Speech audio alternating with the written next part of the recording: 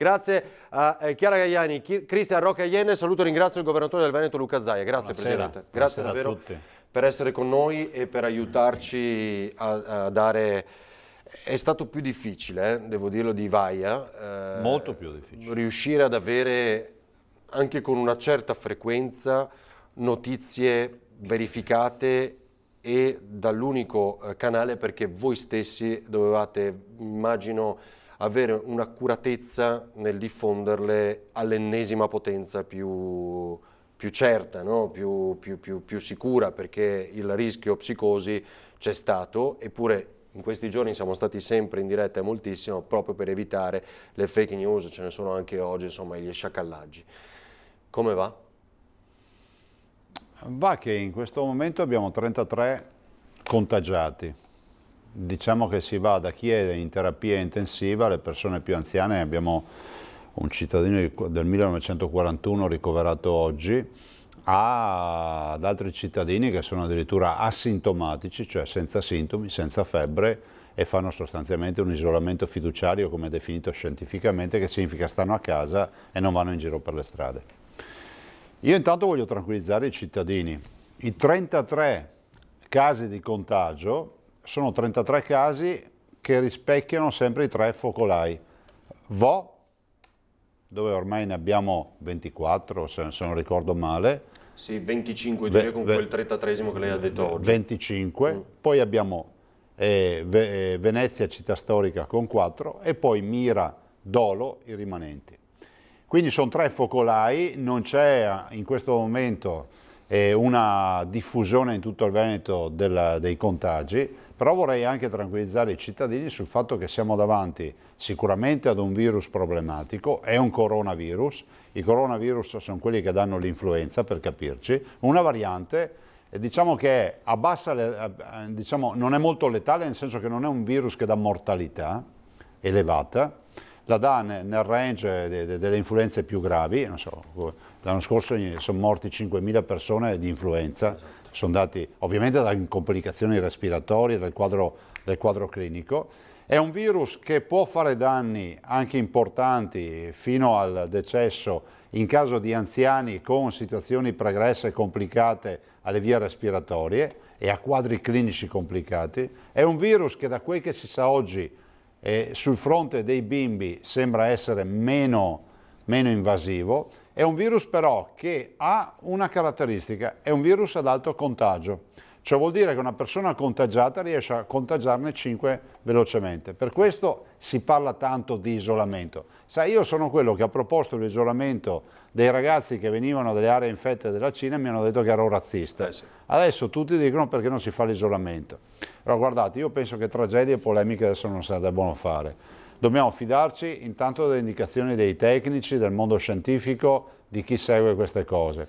Sappiamo anche un'altra cosa, che il virus dà dei sintomi, quando li dà, sovrapponibili a quelli dell'influenza. Probabile che qualcuno abbia avuto l'influenza e invece era coronavirus.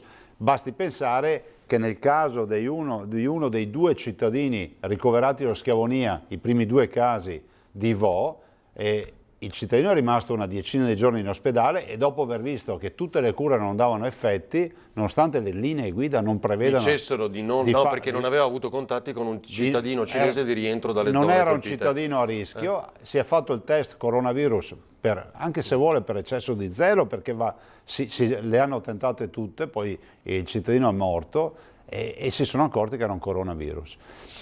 Quindi questa è la situazione. Perché siamo in stato di massima allerta? Le ho volute io le tende fuori dagli ospedali, perché penso che noi dobbiamo prepararci anche al fatto che se abbiamo una mole di cittadini che ha sintomi febbrili, che ha il contagio, bisogna evitare che vadano all'interno del pronto soccorso dove magari potrebbero contagiare. Li riusciamo a curare, a valutare senza avere grossi problemi sul fronte dei contagi.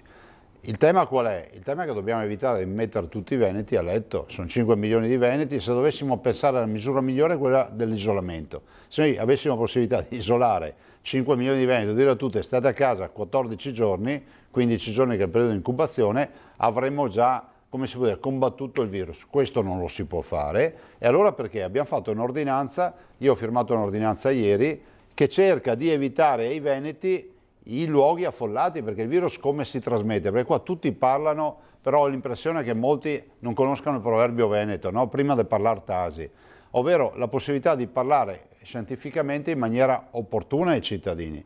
Il virus si trasmette, perché diciamo bisogna lavarsi spesso le mani? Non perché dalla mano si prende il virus, ma per un altro, a meno che uno non abbia un taglio e perde sangue, e chi dà l'altra mano ha un taglio in modo tale che ci sia scambio. Ma perché? Perché le mani spesso, dopo averle strette in giro, le mettiamo in bocca, ci tocchiamo gli occhi, eccetera. E sono due punti di ingresso, no? La cavità boccale e la congiuntiva degli occhi. Questo è il motivo.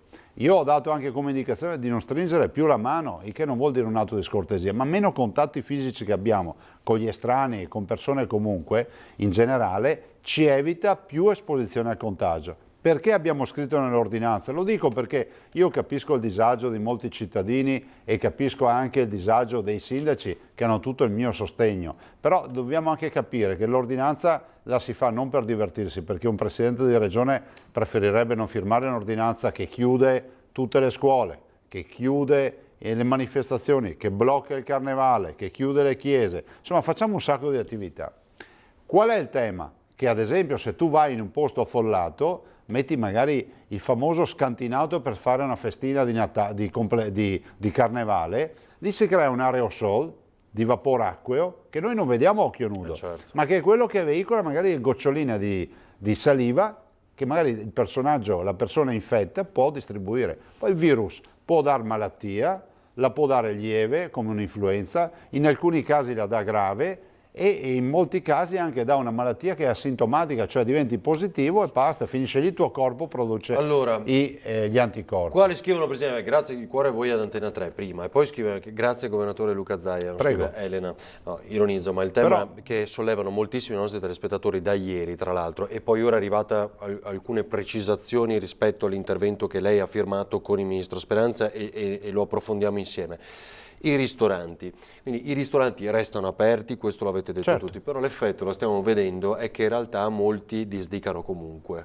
Quindi, ma guardi, dobbiamo capirci a Varino, perché o ci capiamo o non ci capiamo. Allora, a me sono pieni gli stadi di premi Nobel e di gente che sa fare il 13 al totocalcio il lunedì mattina, però la responsabilità ce l'ho io, no?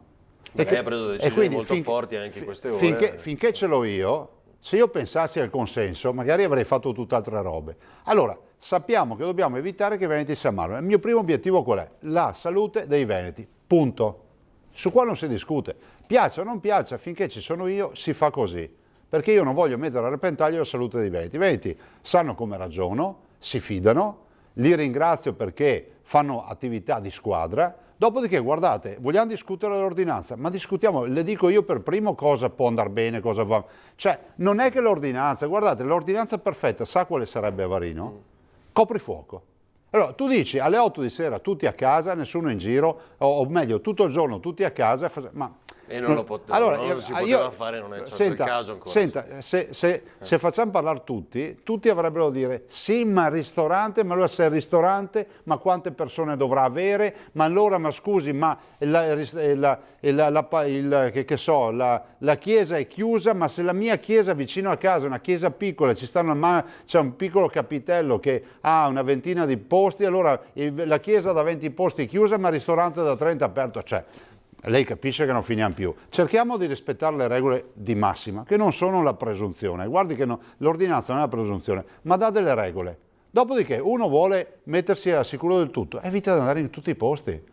Adesso noi abbiamo fatto un'ordinanza, un'ulteriore circolare esplicativa. Sì, abbiamo capito che i matrimoni si possono celebrare, per esempio, a differenza di quello di ieri, no? Però in forma ristretta. Senta, intanto da una dimensione che i veneti sono gente per bene, no? Ha letto l'ordinanza, io oggi ho avuto una signora che mi ha detto, guardi, mia mamma è deceduta stanotte, io vorrei celebrare il funerale, mia mamma ci teneva, andava a tutti i funerali, però vedo che c'è un'ordinanza, dobbiamo chiedere di aspettare. Io ho detto, guardi signora, lei pone una questione giusta, cioè leggendo l'ordinanza in chiesa non si entra più. E penso invece che adesso abbiamo fatto una circolare, matrimoni e i funerali, insomma, con il giro di persone ristrette li si fanno, cioè non siamo in farmacia, cerchiamo semplicemente di dare delle regole. Sì. Ai sindaci chiedo assolutamente, come si può dire, l'aiuto di capire, cioè capisco che qualcuno dice ma io ci ho messo la faccia, ma io, cioè sì, vabbè, ho capito tutto. Adesso abbiamo deciso in una circolare esplicativa di dire che le palestre e le piscine si possono aprire. Guardi, il medico che segue la Pellegrini, anche questo oggi ha chiesto, ma possiamo fare allenare i nuotatori? E ancora, le prime squadre possono comunque andare a allenarsi e qualcun altro, le piscine, ok. Se dopo, cioè, sa, perché poi il contrario qual è? È che tu cerchi di fare una griglia cercando anche un equilibrio. Se poi fai tabula rasa, elimini tutto, allora sei un dittatore. Ad esempio i mercati rionali. Quello è stato sì, ma vogliamo, allora, i mercati rionali sono aperti, lo abbiamo scritto in circolare. Non c'è nessuna colpa da fare ai sindaci se hanno chiuso il mercato interpretando l'ordinanza di ieri. Stiamo facendo tutto in emergenza, però poi si fa un ragionamento, si dice bene, che è il ragionamento che ho fatto io, se chiudiamo i mercati rionali perché qualcuno lo intende così, nell'ordinanza, significa che se uno deve andare a comprarsi un etto di prosciutto o un chilo di patate, dove le va a comprare? A me sembra più al centro commerciale. A me sembra più sano andare all'area aperta in un mercato settimanale che andare in un centro commerciale con la calca che va tra gli scaffali. Ma le faccio una domanda però, quello che lei ha firmato insieme al Ministro Speranza, che oggi ha ulteriori precisazioni, non può essere superato da un intervento del sindaco di quel tipo però. Ma guardi, allora siamo tutti una squadra, dopodiché i sindaci, io di certo non sarò io ad andare lì a pignolare, se un sindaco ritiene che per un'economia del suo territorio, visto come è stato il sindaco per me resta l'autorità di riferimento dei cittadini, dice mercato preferisco non farlo perché la conformazione del mio mercato fa sì che arrivano un sacco di gente, fa sì che metto a repentaglio gli anziani o quant'altro, lo fa, nessuno va lì a far casino con il sindaco. Senta, noi diamo delle linee guida che sono assolutamente chiare e dopodiché ce ne sono alcune che si lasciano interpretare, cioè, se avessimo dovuto costruire un'ordinanza di quelle a presente, di quelle dove tu hai il libretto uso e manutenzioni, non ci mettevamo qualche ora, ci mettevamo giorni o settimane, soprattutto in questo paese dove tutti hanno qualcosa da dire. E l'hanno fatto anche in questi giorni, no? Lei si è arrabbiato, però non ha risposto. Ma guardi, ormai ho superato il muro del fase suono. zen, quasi. Sì, ma io sono veramente in quella fase, perché senta, qui stiamo discutendo... È possibile rinviare di qualche tempo le elezioni per l'emergenza coronavirus? È una delle cose che si diceva. Ma c'è anche chi si preoccupa di ste robe. No, vabbè, insomma, è una tra le... Dai, in questi giorni, tra le tante cose... Le elezioni comunque arriveranno a maggio, il picco... E noi dovremmo dovrebbe essere passato per chiudere questa partita con marzo-aprile se ne va fuori del tutto. Punto, non c'è altro da aggiungere. Ripartiamo dopo la pubblicità, Presidente. Le chiedo qualche istante ancora. Ci rivediamo tra pochissimo con il Governatore Luca Zaia. Tra poco.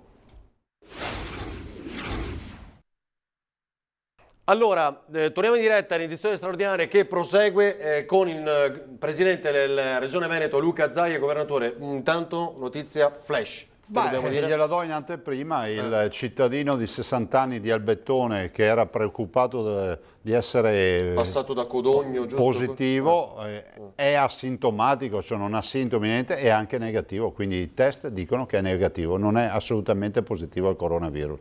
Questo conferma il fatto che noi non abbiamo ancora il paziente zero e quindi non abbiamo il primo contagio, non sappiamo i contagiati, i 25 di Vo piuttosto che i veneziani o quelli di Mirano Dolo, da chi abbiano avuto il contagio primario. Coronavirus, Luxottica per fronteggiare il coronavirus ha alleggerito le presenze nella sede di Milano potenziando lo smart working, cioè rischiamo di andare al telelavoro come diceva Ilaria Capo qualche giorno fa? Vabbè, questa non è una novità, nel senso lo si fa sempre in caso di emergenza, ad esempio anche con l'alluvione, con le catastrofi o con i terremoti, poi si opta per lo smart working, che è quello che poi una volta chiamavano telelavoro, no? Esatto. Adesso siccome tele è poco inglese si dice smart working. Ah, le devo dire una cosa, sono arrabbiati i nostri telespettatori perché scriviamo cluster. Ma hanno ragione, guardi, posso dire una roba? Il cluster di vo, quello È dell'ospedale. anche un errore mio, perché poi è un termine tecnico il cluster. Il cluster vuol dire il gruppo, no? Cioè definiamo il gruppo, L'area, la zona, l'area, il insomma, gruppo, quella parte lì. l'entità, la dimensione. Quindi i cluster sono le zone, dai, definiamo le zone così ci capiamo. La zona di Vo, la zona di Venezia città storica, la zona di Mira, con i 3 infettati, i 3 contagiati, brutto il termine infettati, i 3 contagiati che sono 3 nostri lavoratori del mondo della sanità, un cardiologo, un infermiere e un addetto alle pulizie, che si sono contagiati in virtù della presenza del contagiato di Mira. Ma Mira non ha prodotto altri contagi. Allora, tantissime cose ovviamente, tra queste abbiamo detto poco fa che avete ampliato, potenziato anche i luoghi in cui si fanno i test dopo i tamponi, cioè o meglio si fanno le analisi dopo i tamponi, Sì, perché prima era solo Padova, si ricorda quando si era preparato il piano, adesso sono diventati tutti i grandi ospedali. Però vorrei spiegare una roba, anche questa storia dei tamponi, è bene dirlo, che noi abbiamo deciso di fare i tamponi a tutti i cittadini che vengono ricoverati nei nostri 68 ospedali con sindrome influenzale grave, perché se uno va all'ospedale per essere ricoverato con l'influenza vuol dire che sta male, vuol dire che non respira, vuol dire che ha la broncopolmonite, che la bronchite o la polmonite. Bene.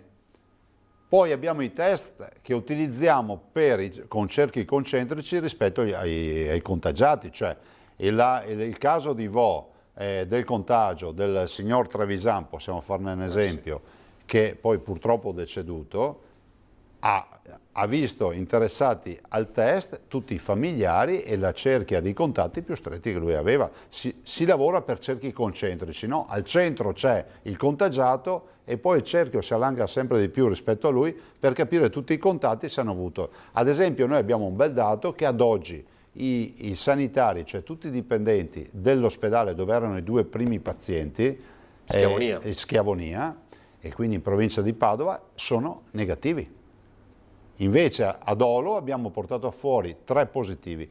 Dopodiché il tampone, le linee scientifiche e ufficiali, quindi linee guida mondiali e nazionali, quindi Organizzazione Mondiale della Sanità, ci dicono che il tampone e la verifica così, a prescindere, non ci dice nulla, perché comunque tu dovresti avere la fortuna di andare a beccare un positivo nel momento in cui comunque inizia a diventare sintomatico e quindi stiamo parlando di una casistica, è come andare a pescare con la rete a strascico con le maglie larghe mezzo metro quadrato, quindi bisogna che proprio un pesce si metta di traverso e sia tanto grosso per prenderlo, cioè non prendiamo tutte le sardine e questo ogni riferimento puramente no, perché stavo per dirglielo io. No, Okay. Scusi, non prendiamo tutti i pesci piccoli e questo è il tema, cioè quindi se qualcuno pensa che esista lo stick, che uno ci mette un po' di saliva, lo tocca con la lingua, questo si colora, dice bianco, che verde, sia immediato, che verde, sia rapido. no. No, certo. Guardate, un test di un tampone ci porta via almeno 4 ore in laboratorio, deve essere validato da persone specializzate, da medici, per cui non si pensi che sia uno stick, una roba veloce, perché poi i cittadini pensano sempre a robe, sì vabbè metto dentro, viene fuori, cioè tipo il test di gravidanza, non è così, non funziona così. Però la prima polemica è proprio perché le dicevano come mai è stato in ospedale tanto tempo Adriano Trevisan, non avete fatto il tempo. Lei ha spiegato le linee mondiali, mondiali. Ma ripetiamolo, c'è stato tanto tempo come tutti quelli che vengono curati bene. E non c'era nessuna indicazione dalle linee guida dell'Organizzazione Mondiale della Sanità o del governo, cito governo perché a volte c'è anche qualche esponente sul territorio che contesta le cose che dicono, no? Loro esponenti, del governo che desse come indicazione il test del coronavirus. È stato fatto perché noi siamo una sanità seria, perché siamo una sanità universalistica, garantiamo il servizio senza chiedere la carta di credito, e è bene ricordarle queste robe. Davanti a sta tragedia qui, se non ci fosse questo modello di sanità, dovremmo essere tutti con la carta di credito in mano in questo momento. Cioè vi ricordo che negli ospedali negli Stati Uniti, ai piani sopra ci sono i letti con la degenza a pagamento, e quando passa il medico in ospedale e ti dice guarda tu hai bisogno di questo antibiotico 3 volte al giorno, ti danno la cartina, mandi qualcuno al piano terra dove c'è la farmacia e ti compri i farmaci. Compri i farmaci. Stai male a casa, chiami l'ambulanza, costa $4.000. Questo è quello che dobbiamo dire ai cittadini. E poi ti devi assicurare, devi pagare tutto. È impossibile fare un conteggio di quanto sia costata questa emergenza fino ad Ma adesso. questa emergenza ci costerà un sacco di risorse. Guardi, io ringrazio tutti i dipendenti della sanità che rischiano del proprio, rischiano il Li ha contagio. chiamati gli angeli del camice, Ma ho sì, detto poco fa. ma sì, ma io li chiamo gli angeli del camice perché poi sa, qua siamo tutti bravi a fare i fenomeni, siamo tutti bravi, ormai si rischia di avere un popolo di esperti di medicina, ma la verità è che gli esperti sono dentro nei nostri ospedali, avrebbero diritto a molto più rispetto, a molti più grazie, perché poi le leggo anch'io le mail, sembra sempre che siano lì per prevaricare il paziente, sono lì per curare e a volte il paziente deve anche ricordarsi che il termine paziente significa avere pazienza, perché questi signori lavorano e rischiano del proprio, ma non solo per i contagi, anche perché a volte devono prendere decisioni immediate, come quando io ho fatto l'ordinanza. Se tu sei in sala operatoria e ti parte un'emorragia, non è che vai a farti consultarti con tutto l'ospedale, pianti il bisturi dove pensi sia meglio piantarlo e fai in modo di cauterizzare e chiudere l'emorragia. Allora guardate, noi non siamo infallibili, però è pur vero che abbiamo bisogno dell'aiuto di tutti, ma aiuto vuol dire esserci a fianco, non dall'altra parte Senta della barricata. Presidente, non quasi, forse come Vaia, molto più di Vaia, abbiamo ovviamente dovuto smentire una marea di fake news. Oltre a queste fake news Ma sono di i delinquenti, truffatori. questi qua sono Allora, e non li chiami fake news, no, cioè balle, vanno denunciati. L'importante balle. è che come ha fatto l'ULS 1 di sicuro, l'ULS 2 Marca Trevigiana, si denunci tutti per procurato allarme. Esattamente, quindi questo è un appello che noi facciamo perché Io lo siamo faccio stati alle procure che facciano in modo che questi delinquenti per una volta nella vita vengano perseguitati per bene, perseguiti e anche perseguitati per bene, perché ormai qua in questo paese la diffamazione, guardi, ormai Sì, non si nega più a nessuno, ma io penso che questo paese ha bisogno anche di avere di più la schiena diritta. Guardi, io non offendo nessuno e faccio un'attività che mi verrebbe tante volte a mandare a quel paese qualcuno.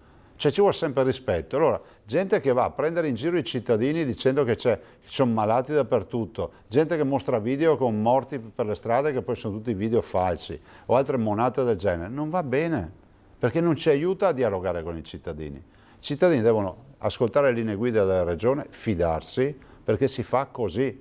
Il virus non ci ammazzerà, il virus non ci fa fuori, lo facciamo fuori noi, ma bisogna essere squadra, questa è la verità.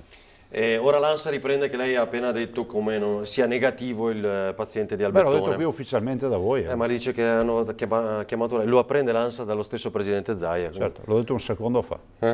L'ho detto qui però. Sì. Vabbè, senta Presidente, una cosa importante invece sulla quale volevo tornare è che per esempio oggi abbiamo raccontato come ci sia stato un imprenditore che ha scelto nel momento in cui un proprio dipendente manifestava questa febbre, è stato in isolamento nella propria abitazione, di chiudere l'intera azienda, la Breton di Castello di Godego. Ecco, anche quello abbiamo detto poi con Benazzi è risultato negativo al primo tampone, quindi anche quella è una cosa importante che abbiamo raccontato in questa giornata, solo perché lo volevo ricordare che ce lo segnalano ancora. Prima di chiedere una cosa su questo, le volevo dire, la cosa che più ci ha fatto arrabbiare sono gli sciacalli, cioè gli ulteriori sciacalli. Quanti hanno cominciato a dire Croce Rossa, finte Croce Rosse, che telefonavano a casa per andare a casa e controllare con varie scuse ovviamente, non solo gli oggetti, le banconote, i gioielli, ma che si sarebbero entrati nelle abitazioni dei cittadini di questa regione. A questi altri? Ma guardi, io dico una roba, che in questo paese esistono gli sciacalli, perché non li mandiamo in galera? Perché non gli facciamo un trattamento da sciacalli? Perché sono dei delinquenti. Cioè in questo paese ormai tutti hanno avuto un'infanzia difficile. Ma a lei sembra normale che davanti a una tragedia come questa, di un virus, che inquieta le persone, si mette nei panni di un anziano, magari che vive da solo, arriva uno che suona il campanello, che ha come unico obiettivo quello di rubare in casa dell'anziano, spacciandosi per uno dell'ULS. Non aprite la porta a nessuno, mandateli via, chiamate i carabinieri, perché quelli dell'ULS comunque li conoscete, perché comunque vi hanno contattato, perché comunque avete dei rapporti, parlate con il vostro medico di base, parlate con chi conoscete, con altri familiari, ma non aprite la porta. Anche qui ci vuole una legge severa, sono gli stessi che andavano a rubare, ancora con i morti caldi dei ragazzi all'Aquila. C'erano gli studenti sotto le macerie e questi andavano a rubare. Sono gli stessi che andavano a rubare le nostre case nel 2010 quando ci fu l'alluvione. Sono gli stessi che vanno a rubare oggi nelle case dei poveri anziani con la scusa del coronavirus. Sono gli stessi che andavano a Rocca Pietore e in montagna con Vaia a rubare. Allora o inaspriamo le pene o sta gentaglia qua ce l'avremo sempre in mezzo alle palle, mi scusi l'espressione, ma è veramente gente squallida. Senta, ci sono, qua dicono per i medici di base in quarantena, rischio carenza, per esempio in Emilia Romagna, come ci sia un rischio, mi pare Emilia Romagna, no? Ma medici ne abbiamo pochi, a Varino ne abbiamo pochi medici. Resta. Guardi, anche qui, quanto le abbiamo sentito dire che colpa di Zaia che non sono medici, è colpa mia. Ringraziate Dio che io ho fatto prendere delle posizioni anche a livello nazionale, grazie a me, al governo, grazie a me, scritte nero su bianco. Perché mancano 56.000 medici in Italia, non si trovano medici. Quindi quando andate da qualche parte, magari anche in ospedale, e qualcuno vi dice è perché Zaia che non li assume, dite guardi, chiami subito Zaia così lo sentiamo in diretta. A me mi trovate con facilità. Perché non è vero, noi abbiamo aumentato gli infermieri, abbiamo aumentato gli operatori sociosanitari in questi 10 anni, ma i medici sono diminuiti di 250 unità. Perché? Per un semplice motivo, non ci sono. L'ultimo concorso pronto soccorso di 80 medici, ne abbiamo assunti 3. Oggi un medico, sembra strano dirlo, può decidere dove andare a lavorare. E chi ci rimette ad esempio? Le zone più disagiate, in montagna non ci vogliono andare. Ma anche lì nasce il comitato per dire che è colpa di Zaia non arrivano i medici. Ma andate a guardare i concorsi, non si presentano e questo è il guaio. Entrambi negativi, allora sì, infatti ora ho l'ulteriore conferma, Castello di Godego, il dipendente della Breton e un altro, entrambi negativi perché ce lo chiedono ancora i telespettatori girandoci un articolo che, vi ripeto, già avevamo smentito col direttore Benazzi. Sto vedendo il governatore Zaia, scusi Presidente, la interrompo, potete chiedergli come fare per trovare le mascherine e i gel disinfettanti a Padova, per esempio, tutto esaurito, ma esaurito un po' ovunque. Non ho la più pallida idea. Senta, no, ma è per perché è un tema, voi avete scritto, ma aspetti Presidente, le chiedo solo questo, voi avete scritto che le palestre, le farmacie eccetera devono averli a disposizione. Le farmacie non solo per venderli, esatto, i gel, ma intende all'ingresso ho la possibilità di potermi pulire le mani, disinfettare le mani, quindi entrando con un distributore per tutti. Ecco, questo è il concetto, giusto, del contenuto dell'ordinanza. Voleva dire? No, volevo dire che anche qui è inutile che si dica, ma non parlo del cittadino, dico approfitto di questo messaggio, intanto non so dove si comprino a Padova, ma in generale ve lo dico perché mi ha fatto riunioni di coordinamento, le facciamo tutte le mattine presto con il Presidente del Consiglio, con il Ministro Speranza e gli altri ministri, insomma siamo tutti presidenti di regione, tutte le mattine, io ormai vivo alla protezione civile di Marghera, però anche qui funziona come le banche, se domani mattina dicessimo a tutti i cittadini che i soldi in banca non sono più sicuri e tutti pretendessero i propri risparmi, le banche falliscono, certo. Perché si sa che non ci sono tutti i propri risparmi, c'è un bilancio, no? C'è un dare e un avere, c'è tutto un equilibrio. Allora, se tutti vogliono la mascherina e tutti vogliono la mucchina della situazione, non ce ne sarà per tutti. Ma non è che tu poi parti e dici è colpa di Zaia, è colpa di Tizio, è così. Peraltro tutta sta roba viene prodotta in Cina e questa è un'altra sfortuna. Quindi la mascherina arrivava da Wuhan Cina. Addirittura alcune, no? Sì, e poi magari al lato leggiamo anche dalle riviste scientifiche che ci dicono che il virus vive non solo su supporto biologico, quindi su saliva, su liquidi biologici, sangue, quello che è, ma vive anche su supporti, diciamo, inerti, quindi questo tavolo, il telefonino e tutto quello che vi viene in mente per 9 giorni. Tu dici, ci spaventiamo un pochino. Spero no? che la mascherina, sì. se viene da lì, abbia passato 9 giorni, li ha passati, siamo tranquilli. Per cui non è che manca la programmazione, cioè produrre la mole di materiale. Noi adesso ci stiamo approvvigionando ancora ulteriormente e abbiamo masse di materiale acquistato, per dire camici, usa e getta, molte di queste robe. Però voglio anche ricordare che il mercato è quello, cioè il magazzino è quello, cioè non è che un magazzino di quelli grossi fa una scorta di 1 milione di mascherine. Oggi magari ne servirebbero 10 milioni. C'ha le 40.000, le 50.000, le 100.000 mascherine. Eppure anche la Regione sta procedendo ad acquisti ulteriori, no? In queste ore abbiamo detto 215.000. Ma guardi, io ho dato sempre ordini in questo mese di fare scorte, con le difficoltà di trovare materiale sul mercato. Tanto è vero che ho chiesto nell'ordinanza, io sono soggetto attuatore per il coronavirus, quindi sono autorizzato a fare un sacco di attività. Ad esempio gli acquisti, io ho detto inutile che facciamo le gare. ma però è anche vero che non possiamo passare il nostro tempo poi in tribunale finito il virus, no? E allora abbiamo definito con la Protezione Civile Nazionale di far fare gli acquisti diretti ai nostri dirigenti, non va a Luca Zaia a comprare. Dopodiché la fattura viene mandata all'ANAC, all'Autorità Nazionale Anticorruzione, e dice sì, paga sto prezzo, oppure guarda che sto signore ha fatto la cresta, il prezzo di mercato di questo materiale è questo, quindi paghiamo il prezzo che prevede il mercato. E quindi non possono esserci persone che si approfittano di far esagerare i prezzi e elevare i prezzi perché manca il prodotto sul mercato. Allora,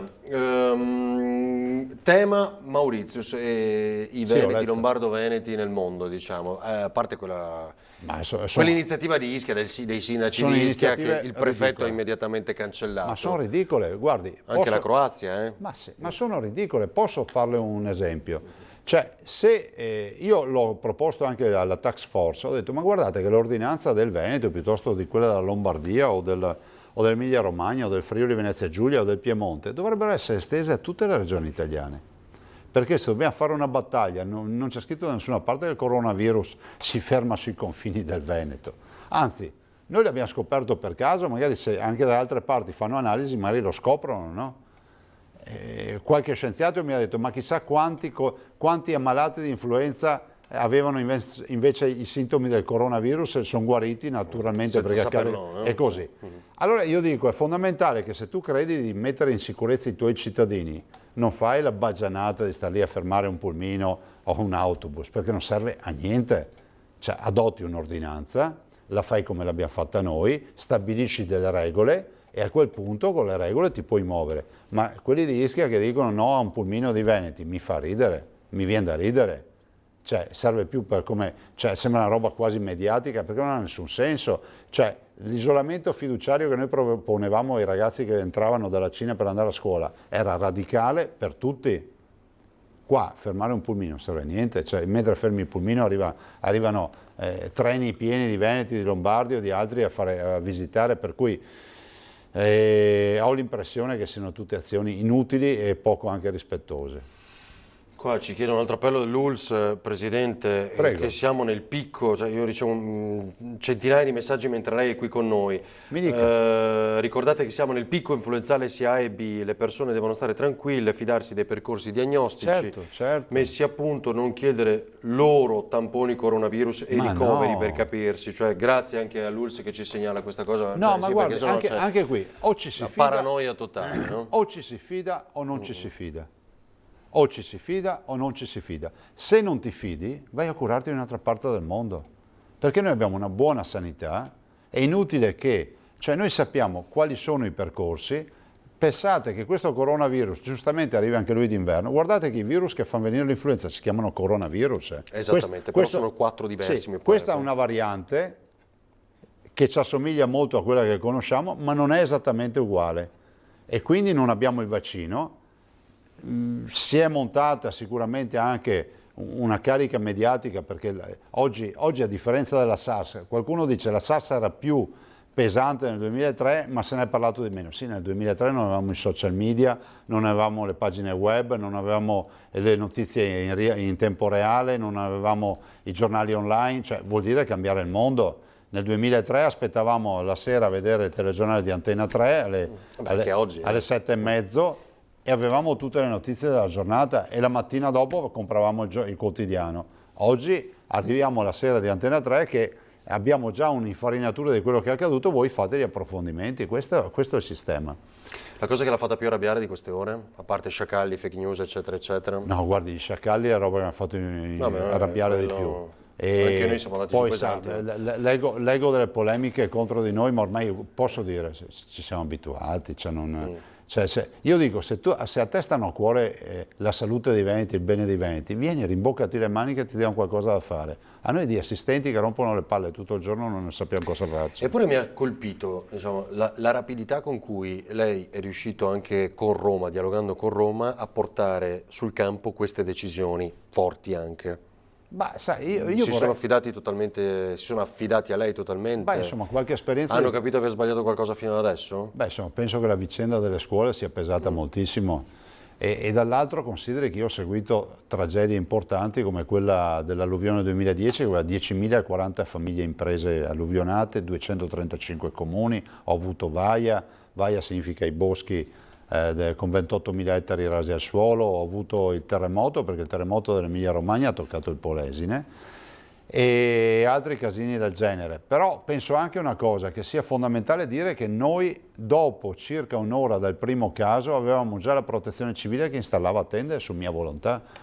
Qualcuno mi ha guardato e ha detto: ma cosa dice questo? Tendopoli. Ho detto: mettetele lì, magari le mettessimo per niente, perché per qualsiasi roba ci potrebbero servire. Anche fare un piccolo ambulatorio da campo, separare la parte ospedaliera da quella magari di visite o di quant'altro, per non portare dentro ammalati o potenziali contagiati in ospedale. Insomma, sono robe che si fanno. I rinforzi delle forze armate sono già arrivati?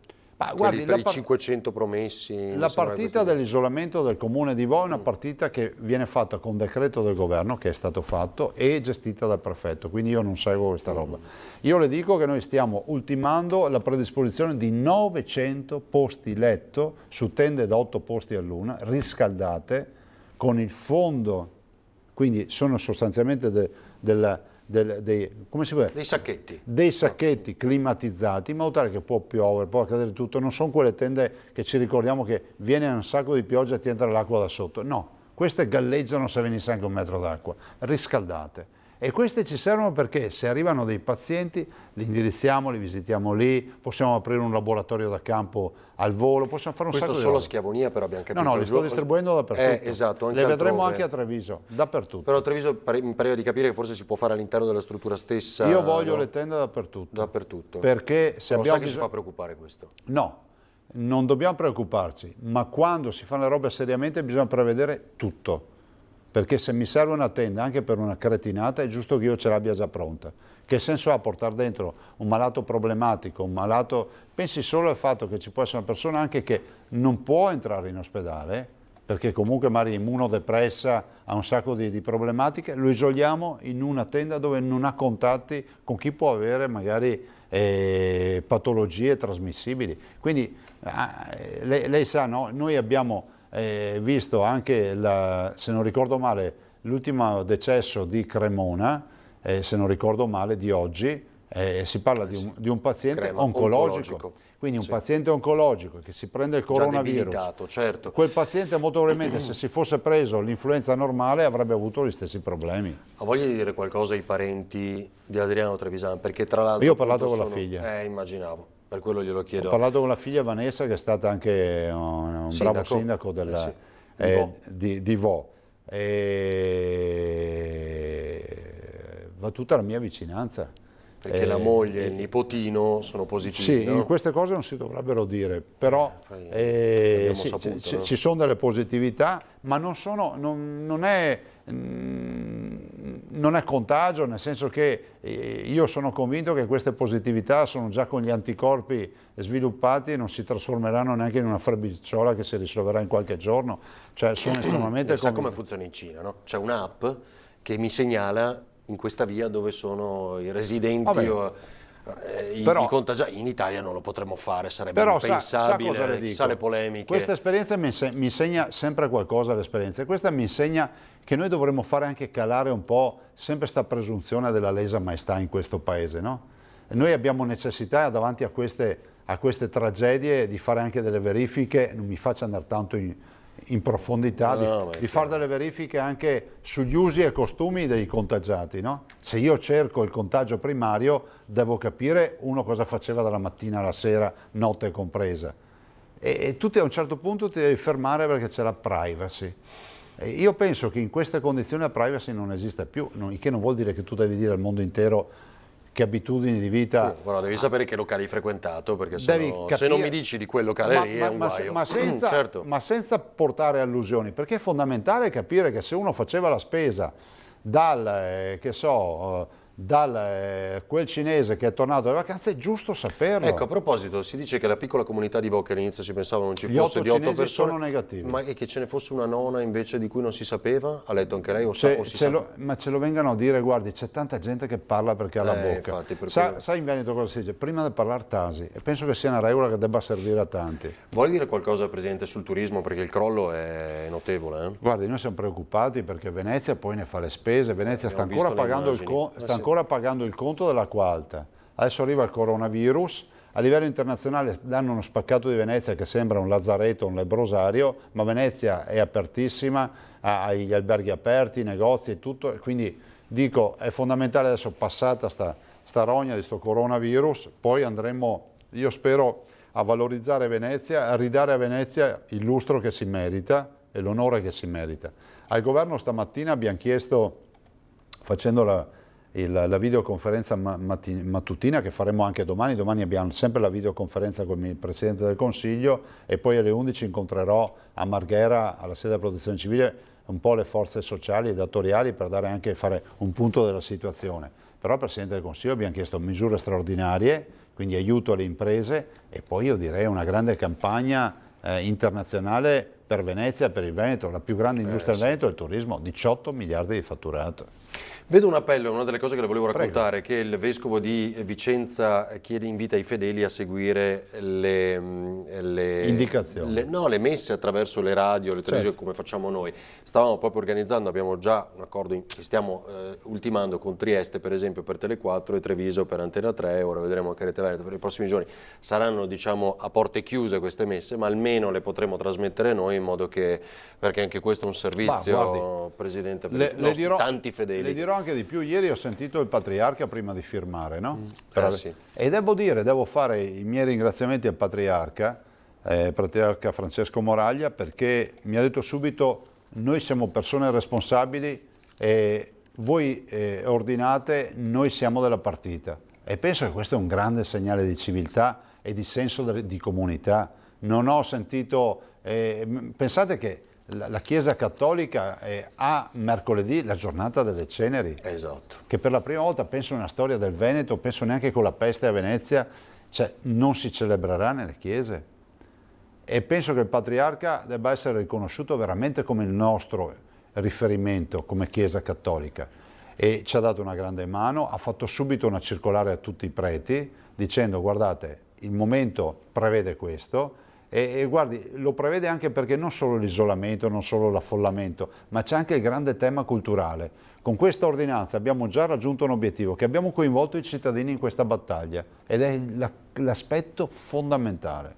Sì, perché ognuno di noi è attore della soluzione di questo problema. Certo. A proposito, è sbagliata la corsa ai supermercati, perché oggi c'è stato un appello anche di vari colleghi, Presidente, perché le merci arriveranno, insomma, non abbiate paura. Le merci non mancheranno, però è umano che i cittadini cerchino di fare scorta. Però, allora, guardiamo l'aspetto negativo. Rischiate di portare via cibo per gli anziani, primo aspetto. I negozi verranno rimpinguati. L'aspetto positivo qual è? Se ci pensate. Se io faccio scorta vuol dire che mi metto nell'ordine di idee anche di fare l'isolamento fiduciario se serve, cioè di stare in casa, chiuso in casa. E questo vuol dire che tu sei della partita. Esatto. Io mi preoccuperei di più se nessuno andasse a fare la spesa e dicesse ma tanto vabbè, ma sì, sono puttanate. No, c'è gente che dice se faccio scorta so perché la faccio, perché se la regione dice chiudetevi in casa, stanno chiusi in casa. Oh, qua stiamo parlando di salute, Non è che stiamo parlando di campagne elettorali e di altre robe. Però c'è una piccola critica tra le tante, diciamo che magari non è giusto in questi giorni, eccetera, eccetera. L'Italia cosa dice? Guardate che noi abbiamo così tanti casi nel mondo, siamo quarti, mi pare, per numero, perché andiamo a fare terzi, perché andiamo a fare dei controlli approfonditi, ma sono quelli disposti dall'Organizzazione Mondiale della Sanità, cioè nel momento in cui c'è un focolaio si chiamano tutte le persone, è tutto uguale per tutti. Perché noi dovremmo essere diversi dagli altri? Questo che le volevo dire, perché abbiamo più le faccio l'esempio dei FAS. Presenti i FAS. Certo. Maggio 2013 ci scrive il CNR e ci dice, guardate, scrive a molte regioni, e dice anche a noi veneti, dice guardate che avete dei focolai di inquinanti nelle acque in alcune province, ci citano tra l'altro ovviamente Vicenza. Noi partiamo da Veneti, ci rimbocchiamo le maniche, cominciamo a scrivere le procure, fare analisi, diamo vita a un laboratorio di analisi spendendo una decina di milioni di euro che oggi è un laboratorio di riferimento nazionale in 7 anni. Altri iniziano oggi a fare le verifiche. Quindi finisce che noi diventiamo la terra dei FAS. Allora, io dico che se abbiamo tutti questi casi, è perché noi li abbiamo cercati, sai come si dice in medicina? Se cerchi trovi, se non cerchi non trovi. Perché poi questo è un virus subdolo, no? Ti dà i sintomi dell'influenza. Maledetto, ha detto lei, no? Sì, ti dà i sintomi dell'influenza, per cui non è che tu dici in ospedale, boh, qua sono tutti coronavirus, dici hanno l'influenza, fra l'altro in un periodo nel quale il picco influenzale è canonico. Quindi alla luce di tutto questo dico che noi abbiamo sicuramente dimostrato anche diligenza nella ricerca. Ovvio che il sistema rischia di andare in crisi nel momento in cui abbiamo tante richieste. Presidente, non so se qua lei può darmi una risposta così dettagliata. Scrive Alice, vorrei chiedere al Presidente Zaia come mai gli addetti del call center di Schiavonia devono tornare al lavoro domani anche se non è ancora stato sanificato l'ospedale, a parte che anche gli amministrativi stanno per esempio in un'altra ala, quindi non c'è nessun problema, guardate, quindi dipende da questi dettagli qui. Schiavonia garantisce ad esempio il prefetto? No, Schiavonia, no, un ospedale nostro, garantisce ad esempio il servizio di dialisi. Tanto per dirne una. Era una delle prime domande che ci sono arrivate l'altra sera. Di prelievo del sangue. Io dico che bisogna fidarsi di chi sta dirigendo ovviamente tutte le azioni lì. Qual è l'obiettivo di Schiavonia? Guardate, io non voglio che Schiavonia venga letto come l'ospedale infettato. Noi abbiamo un altro obiettivo sul mio mandato, su mia volontà, che è quello di svuotare Schiavonia temporaneamente. Lo aveva detto, nel giro di 5-6 giorni. 5-6 giorni tutti verranno dimessi, i pochi pazienti problematici verranno portati da altre parti e prudenzialmente teniamo un ospedale vuoto, in moto, in caso di necessità, perché ci vuole poi un punto di riferimento, no? Se dovessimo avere in questa partita 100 malati gravi di coronavirus su 5 milioni di abitanti potrebbe anche accadere, è giusto che ci sia un centro specializzato. Allora, tanto per dire, lei sa quanto ci criticano magari quando dicono ma Zaia ha fatto la modifica del piano sociosanitario. Ringraziar Dio, perché noi abbiamo aperto un reparto di malattie infettive in ogni ospedale provinciale. Quindi ogni ospedale provinciale, a Treviso piuttosto che Padova, Vicenza o quello che è, ha le malattie infettive. Il che vuol dire che se arriva un malato del coronavirus non entra come sarebbe accaduto o accade in altre regioni nei reparti, ma va direttamente alle malattie infettive dove tutto è blindato e da lì non si muove nulla. Questa è la vera strategia. Che succede domani, quindi nuovo vertice alle 10 con tutte le mattine. Il capo del governo. Sì. Io fra l'altro ho sentito anche Mattarella. Mattarella l'ha chiamata l'altro giorno. Mi ha chiamato Mattarella l'altro giorno e anche lui esprime vicinanza e disponibilità e io ho chiesto solo una roba, ho detto guardate dovete evitare che noi diventiamo la terra degli infettati, insomma bisogna anche comunicare in positivo e dare anche tranquillità ai cittadini, perché mi metto nei panni dei cittadini, adesso non la prenda come una critica, ma se lei mi fa vedere un giornalista sempre con la mascherina c'è una comunicazione positiva che è quella di dire salvaguardatevi, ma poi si pensa a lungo andare, cioè dà un'idea che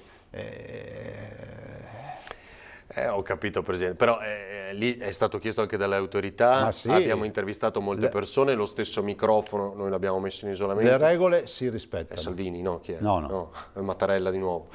No, vabbè, c'è il cellulare del Presidente. Bene, noi andiamo avanti con la diretta. No, guardi, non abbiamo... io vi saluterei. No, non può restare qui. No, devo fare anche qualcos'altro. Comunque, mi lasci solo fare un appello ai cittadini. Abbiate pazienza. So che l'ordinanza magari a qualcuno non è piaciuta, però l'ho firmata nell'interesse di tutti. C'è qualche modifica per garantire che si facciano i mercati, so che qualche sindaco si agita perché lui pensava di non farli più, insomma siamo in una situazione emergenziale. Io non ho mai trovato che in una trincea ci sia chi pretende di trovare, pretende di discutere sulle doppie punte o su altre robe del genere. Certo, sa cosa, a parte i ristoranti, i centri commerciali, una delle cose che ci dicevano, no, ma lì è più rischioso magari che il mercato in esterna, e le fabbriche, cioè tantissimi ci scrivono anche in questo momento, ancora siamo in catena di montaggio, sono 300 persone. Lo so. Guardate, perché no allora lì? Guardate, perché dovevamo arrivare a un coprifuoco, questo è il tema. E poi noi abbiamo sempre pensato nel scrivere l'ordinanza alla fascia debole per il virus, che è quella prediletta del virus, che sono gli anziani. Gli anziani non vanno a lavorare in fabbrica, non vanno, e che non vuol dire che hanno meno dignità i lavoratori delle fabbriche, per carità, ma c'è una fascia di popolazione che dobbiamo salvaguardare, perché oggi la letteratura scientifica ci dice che se c'è una fascia che può essere messa in pericolo di vita se ha particolari condizioni di gravità, è quella degli anziani. Questo è quello che sappiamo. Presidente, questo rischia di avere anche una flessione per il nostro PIL, per esempio, di una delle regioni che traina diciamo questo che è già paese, in flessione, no? il PIL, diciamo che questo non lo aiuta, questo ne parlava anche stamattina il Presidente del Consiglio, staremo a vedere anche cosa accadrà. Però bene. come diciamo sempre noi veneti, solo i pessimisti non fanno fortuna. Su quello senz'altro. Sorridiamo, Beppe Fantini ha preparato una vignetta, lo sapeva? Veneto, saltato il carnevale, saltati tutti gli eventi, chiuse le scuole, i musei, i cinema e le chiese, questo non è un ammuchinamento. Questo è il governatore Luca Zaia. Ah, me la farete avere poi. Adesso gliela mando. Grazie. Presidente, grazie davvero per averci grazie a voi. aiutato a fare chiarezza su molte notizie, le ho girato tante domande anche dei nostri Volevo dire, telespettatori. noi abbiamo fatto un numero verde, so che voi lo date. Sì, vorrei ricordare, siccome ci sono tempi di attesa lunghi, che siamo arrivati a 80 dipendenti che rispondono al numero verde e ancora, nonostante gli 80 dipendenti, lo dico perché qualcuno magari pensa che siano 3 gatti. 80 dipendenti per rispondere a questo numero? Sì, al numero verde che vedete, non so se lo state... È quello in alto a destra, sì, cioè a sinistra per i telespettatori, 800 Sì, 462 340, poi ogni ULS ne ha fatto abbiamo un'ottantina, se serve aumenteremo ancora di più, però capite che siamo ancora a un'attesa di mezz'ora. Cioè, noi non sappiamo cosa farci, perché giustamente tutti chiamano. Mi permetto anche di dire che se chiamano il numero nazionale non rispondono proprio. Però, il sito del Ministero era bloccato. Purtroppo certo. È così, cioè non è una critica, è quello che accade, magari se ero io al Ministero accadeva la stessa roba, però siamo arrivati a 80, aumenteremo ancora di più, arriveremo al picco e poi si andrà giù. Però guardi, dopo la pioggia viene sempre sereno e quindi i veneti stiano tranquilli che andiamo fuori anche da sta roba. Grazie davvero. Grazie a voi, buona serata a tutti. E buon lavoro. Grazie. Grazie a chi ci ha seguito, ci rivediamo tra poco con altri aggiornamenti.